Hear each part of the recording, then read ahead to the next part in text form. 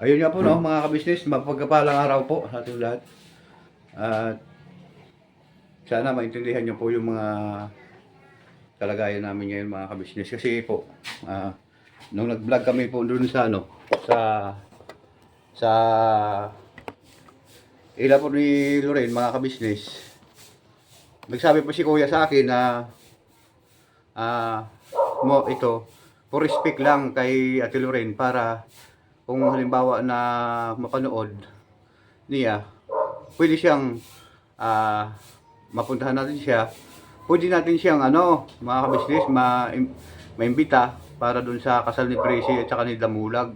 Parang respect lang po dun sa kanya mga kabisnes. Ngayon, ito naman si Presi, ngayon galit na galit po sa akin mga kabisnes. Kasi, galit po siya kay Kuya kabisnes, mga kabisnes. Dahil binalag daw niya na nagpaalam ng maayos para formal yung Oo, pagpapakasal, sino mga yung kabisnes. bakit kailangan pang magpaalam na, Yun.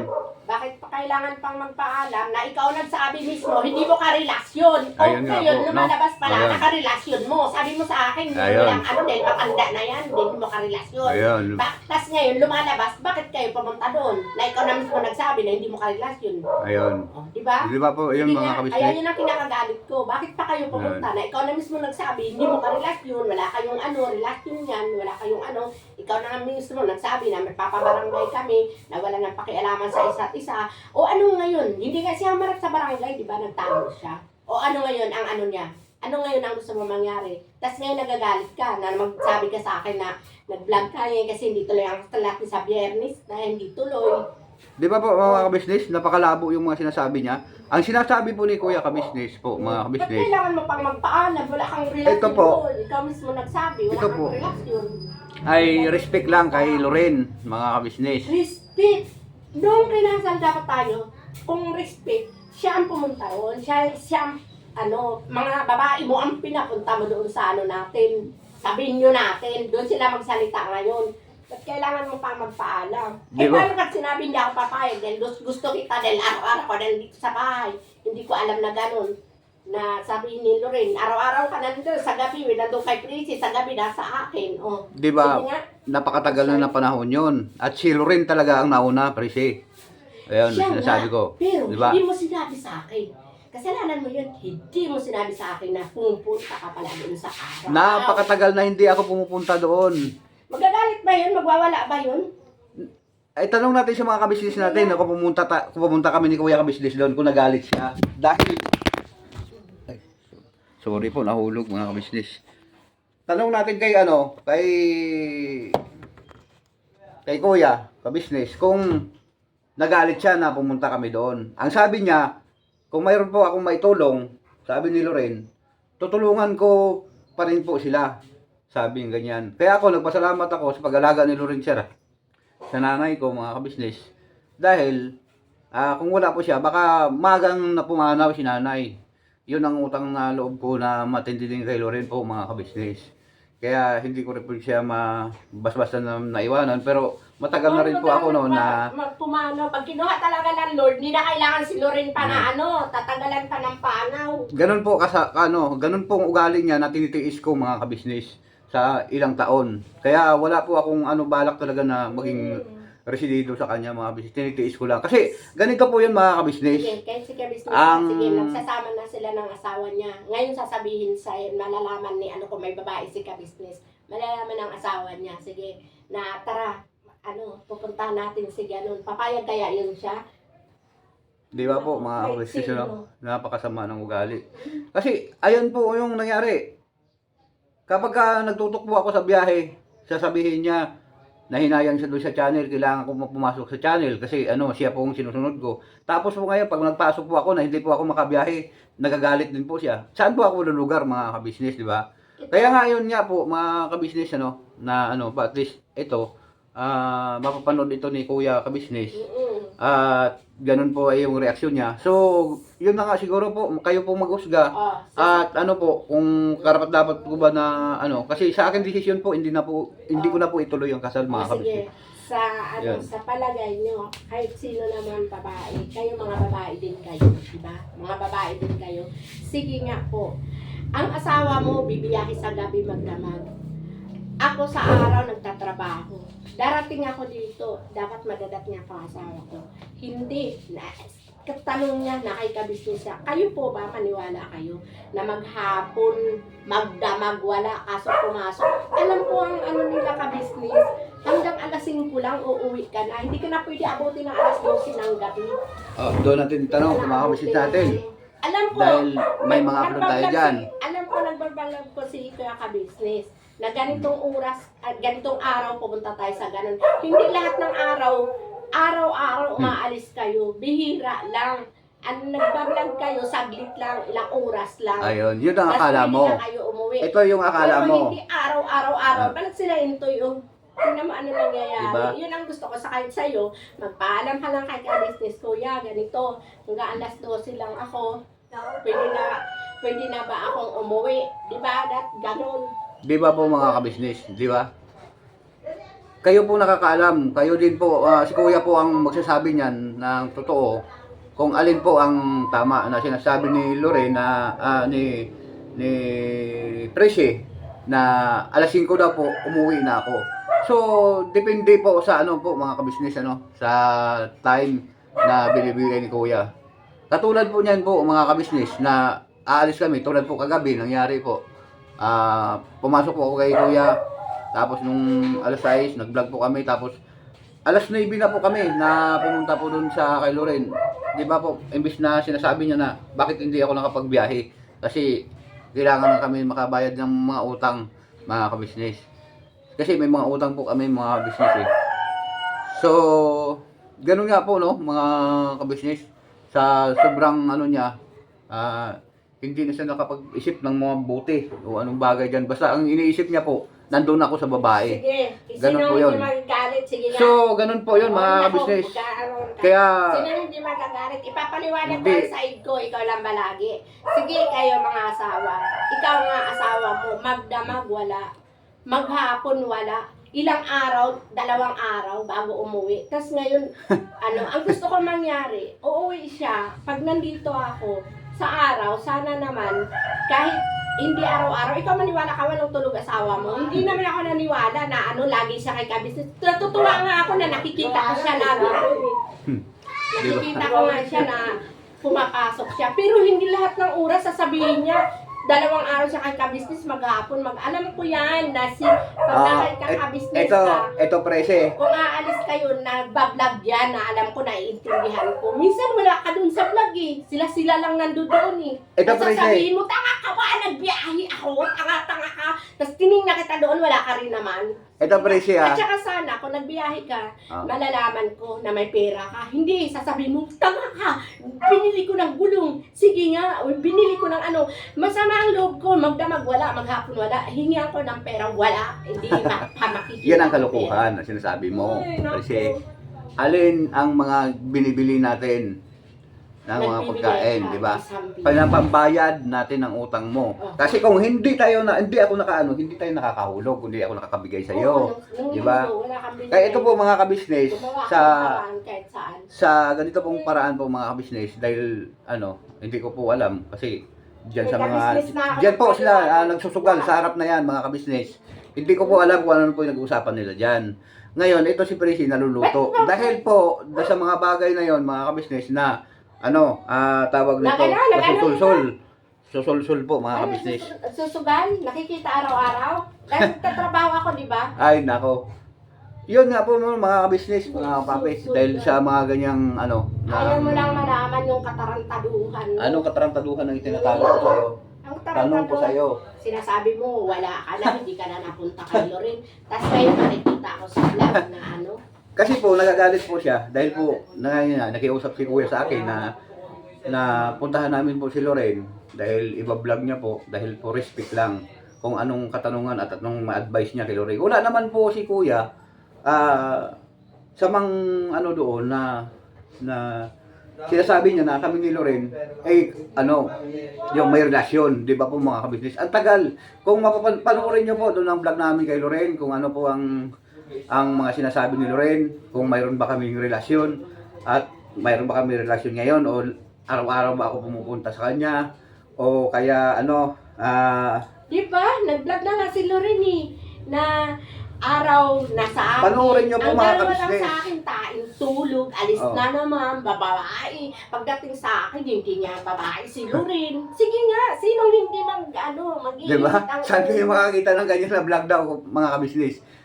Ang ano na po noon, nung wala pa po siya, ganun po Di ba nangyari, mga in-interview na si kabisnes. Loren ni kabisnes na in-interview na siya na ewan ko ngayon kung anong gawa niya, napatay na yung nanay mo, kung kain tulog pa rin pang gagawin sa akin. O ibig sabihin, araw-araw, di ba? Araw-araw. Napakatagal na yon ng pangyayari na ganun na nangyayari po, mga Kahit sinong kabisnes. babae, tatalim sa isip niya yan. Kasi po, ganyan palang ginagawa mo. Ang nanay ko, nung inaway po nila nung bayaw ko, pinalayas po nila, si Loren po ang nakikipag-away doon sa time na yon. Nagkanda bungi-bungi po yung mukha niya para doon sa nakikipagsabunutan siya kasi si nanay hindi po gusto ng bayaw ko na dalhin ni Loren dahil gusto niya doon lang matulog sa karsada. Ganon po yung kasama, mga kabisnes, ang nangyari. Ngayon, pinilit ni Loren na maayos yung nanay ko na maitabi niya sa safety na lugar dahil yung tatay ko lasinggero, alam niyo naman po, mga kabisnes, yung kapatid ko alam niyo naman po kung ano nangyari sa kanya. So ang trabaho ko po noon, mga kabisnes, wala pa ito si Presi sa buhay ko, nagsisecurity po ako, mga kabisnes. Kaya yung time na yon, kaya buwanan po ako makauwi noon kasi yung siyempre trabaho po muna, mga kabisnes eh. Pumupunta po ako doon para magbigay din po ng mga pagkain sila ni nanay, tatay ko. Dahil Ganun kayo po. karelasyon. Ngayon, si Loren po, ang kanyang asawa ay nakakulong. At saka po, ito po si Loren, mga kabisnes, at mga kapapi, wala man siyang atensyon na kung ano man ang kanyang sa akin. Kami po, magkaibigan lang, kaya nga sabi po sa kanya, salamat dun sa mga pagmamahal mo na binigay sa magulang mo, pagmamahal mo dun sa mga ginagawa mo sa akin, sa mga pagtulong mo. Sabi ko sa kanya dun sa vlog namin ni Kuya, maraming salamat. At saka nakausap na rin po ni ate yon, mga kabisnes. Sa matagal na kami, magkaibigan lang po. Kung papanood niyo po doon sa ako'y tumawag at nakausap po sila ni ate na magkaano lang po sila na magkaibigan lang po kami ni Loren, mga kabisnes. Yun ang nangyayari po, mga kabisnes. So ngayon, mga kababi, mga kabisnes, kung halimbawa po na patuloy pa rin yung ganitong lagi ko sitwasyon sa araw-araw, hindi ako maintindihan sa mga ganitong napakadami na nang pumapasok sa isip ko, mga problema. Kaya hindi po naiwasan na ma-stress ako, mga kabisnes. Dahil doon sa mga bagay na hindi angkop doon sa pag-iisip ko na kapayapaan, mga kabisnes. So, sino man ano man ang paliwanag na gagawin ko, hindi niya ako maintindihan. Kahit na sinasabi ko po sa kanya na wala po kaming naging relasyon ni Loren, at sinasabi ko na matagal na po na panahon na tumulong siya kay nanay ko sa ganung bagay. Kaya nga po, sabi ni Kuya, kabisnes sa akin, inuulit ko po, mga kabisnes, na ito, for respect lang, na kung anong maipayo po ni Loren sa akin na bilang ikakasal na sa kay Presi, mga kabisnes, yun lang ang sadya ni Kuya doon eh. Wala naman po si Kuyang harangarin na para at least kung anong masabi niya, kumbaga kinukuha lang po namin mga panig po, mga kabisnes, ni Loren, kung ano pong masasabi niya sa akin, na kung may makuha si Kuya na impormasyon na ganitong ugali ko, na masama po yung ugali ko, ganito po yung ugali ko. Ayun po ang inano ni Kuya na may masabi si Loren eh. Siyempre in-interview niya po na ganun po yung niya. Ay sa akin naman po, sinabi naman po ni Loren na wala kasi kung kung halimbawa na magkaroon kami ng relasyon ni Loren tapos ikakasal kami, hindi rin po pwede kasi nandiyan po yung asawa niya eh. 'Di ba po, mga kabisnes, yun ang yun rin ang sinabi niya po kagabi po, mga kabisnes, sa interview po na sa vlog po namin ni Kuya. Kaya wala po siyang karapatan na ako'y pakasalan o mahalin dahil mayroon po siyang asawa, mga kabisnes. Pero napakatagal na panahon yun, mga kabisnes. Matagal na po na panahon yun na wala pong gano'n na relasyon sa kanya. Kasi isipin nyo naman po mga kabisnes, di ba?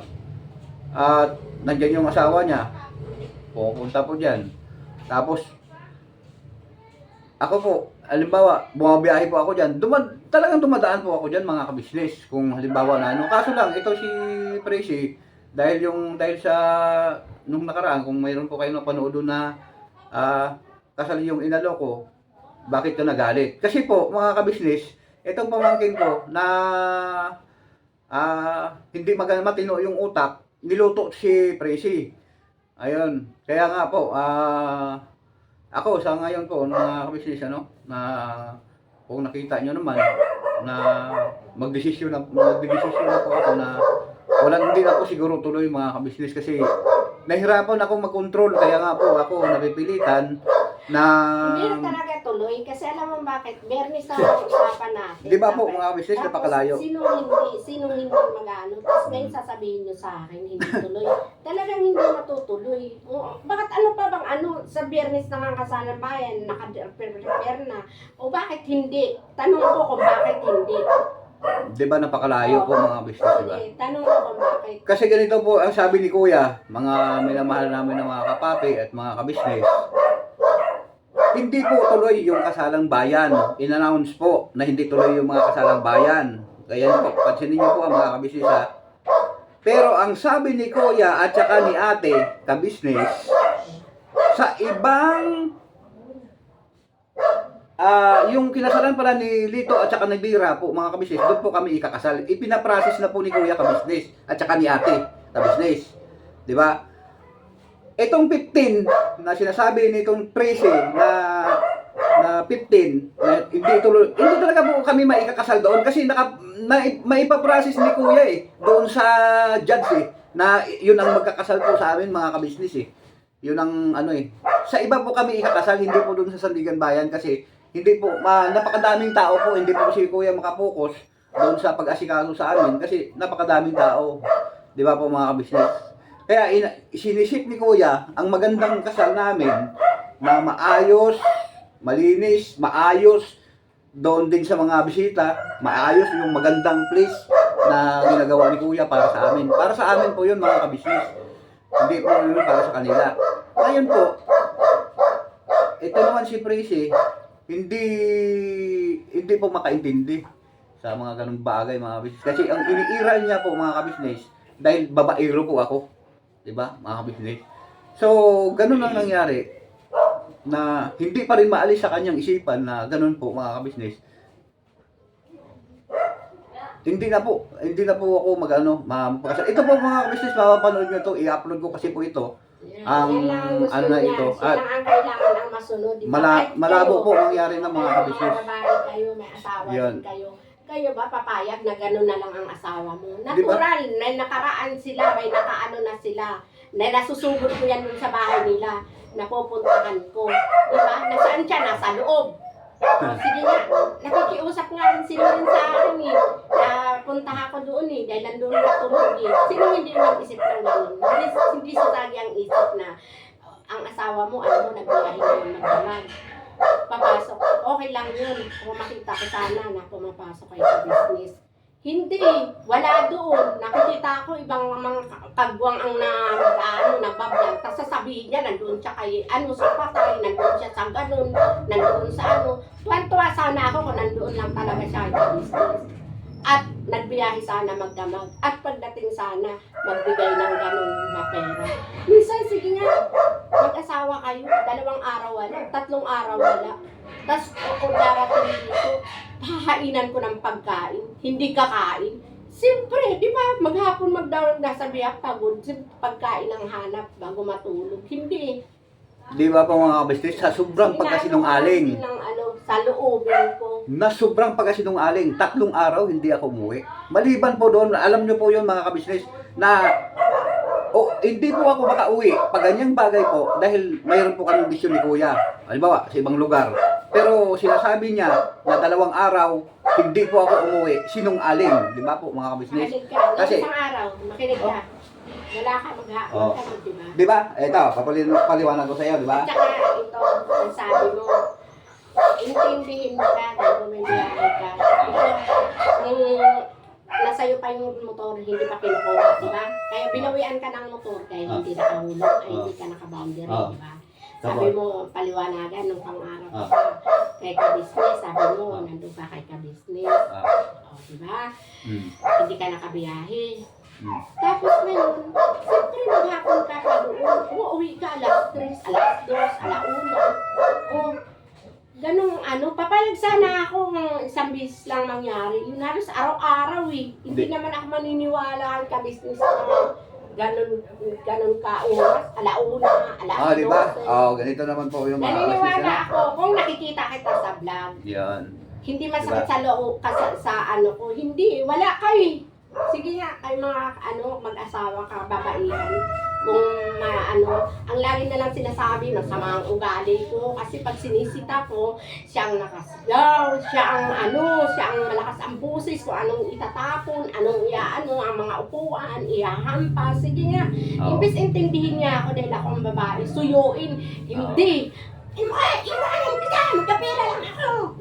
Masama ang ugali ko. Tama ba yung sisitahin siya ng gano'n? Hindi siya sa akin, yakap niya. Huwag ka ganyan, gagawa tayo ng paraan, ganon. Hindi, mas pa sa puta na babae. Napakasinungaling po, mga kabisnes. Kasi, ganito po yun mga kapapi, mga kabisnes. Sugal ako ng sugal? Yun ang po ba yun yung ang mga sinabi mo kay ka-business, sugal ako ng sugal. Hindi ba ako, pumunta ako sa trabaho ko. Diba? Sinundo mo nga ako doon. Sige nga. Oo, one time lang yun kung nagpapaano na ako ng sama ng loob sa'yo. Ganun lang yun. Kaya gusto mo? Naglaba na ako. Diba? Naglinis na ako. Anong gagawin ko? Day off. Diba? Mukmuk ako dito. Nag-aantay ako sa'yo na wala.